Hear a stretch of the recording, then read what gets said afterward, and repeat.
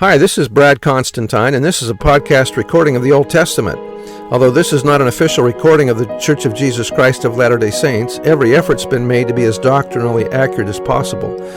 I'll be using for the text the Joseph Smith translation of the Old Testament, along with many commentaries from general authorities of the Church, BYU professors, Bible scholars, and others. This format will be very detailed, and so if you want a deep analysis of the Old Testament, you come to the right place. Thanks for your attendance. Hello there, welcome back. This is Ezra chapter 9. Shortly after Ezra arrived in Jerusalem, he commenced his priestly duties of putting affairs in order. The priests and Levites in Jerusalem had allowed the temple service to seriously deteriorate. Many of them had gone out to make a living because the temple was not supported sufficiently to allow them to serve full-time. Some of them had even taken wives of the pagan nations, as had many other Jewish citizens. All of this horrified Ezra and many of the faithful who had told him of the problem. Intermarriage with people from some of the surrounding nations was expressly forbidden by the Lord because it led to idolatry.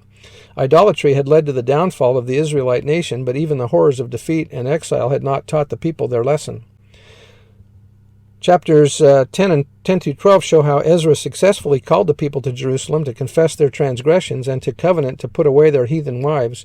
It was an important step for the people of Judah in preparing themselves to be worthy of the temple and the sacred land to which the Lord had prophesied they would return. It appears that the covenant renewal led by Ezra and described in Nehemiah 8 through 10 occurred at about this same time. Compare Ezra's concern for the Jews' unrighteous intermarrying rewarded in Ezra chapter 9, verses 1 to 15, with that of Nehemiah, the governor, recorded in Nehemiah 13. That was from the Institute Manual. Verse 1, Now when these things were done, the princes or officials came to me, saying, The prophet of Israel and the priests and the Levites have not separated themselves from the people of the lands, doing according to their abominations, even of the Canaanites, the Hittites, the Perizzites, the Jebusites, the Ammonites, the Moabites, the Egyptians, and the Amorites. For they have taken of their daughters for themselves and for their sons, so that their holy seed have mingled themselves with the people of those lands. Yea, the land of the princes and rulers hath been chief in this trespass. And when I heard this thing, I rent my garment and my mantle, and plucked off the hair of my head and of my beard, and sat down astonied. Then were assembled unto me every one that trembled at the words of the God of Israel, because of the transgression of those that had been carried away.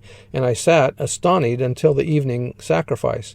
And at the evening sacrifice I arose up from my heaviness, and having rent my garment and my mantle, I fell upon my knees, and spread out my hands unto the Lord my God, and said, O my God, I am ashamed and blush to lift up my face to thee, my God, for our iniquities are increased over our head, and our trespass is grown up unto the heavens.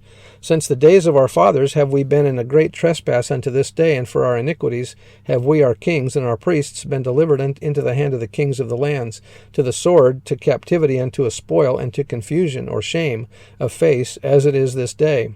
And now for a little space grace hath been showed from the Lord our God, to leave us a remnant to escape, and to give us a nail in his holy place, that our God may lighten our eyes, and give us a little reviving in our bondage. For we were bondmen, yet our God hath not forsaken us in our bondage, but hath extended mercy unto us in the sight of the kings of Persia, to give us a reviving, to set up the house of our God, and to repair the desolations thereof, and to give us a wall in Judah and in Jerusalem. And now, O our King, what shall we say after this? For we have forsaken thy commandments, which thou hast commanded by thy servants the prophets, saying, The land unto which ye go to possess it is an unclean land, with the filthiness of the people of the lands, with their abominations, which have filled it from one end to another, with their uncleanness. Now therefore give not your daughters unto their sons, neither take their daughters unto your sons, nor seek their peace or their wealth forever, that ye may be strong, and eat the good of the land, and leave it for an inheritance to your children forever. And after all that is come upon us for our evil deeds, and for our great trespass, seeing that Thou, our God, hast punished us less than our iniquities deserve, and hast given us such deliverance as this. Should we again break thy commandments, and join in affinity with the people of these abominations?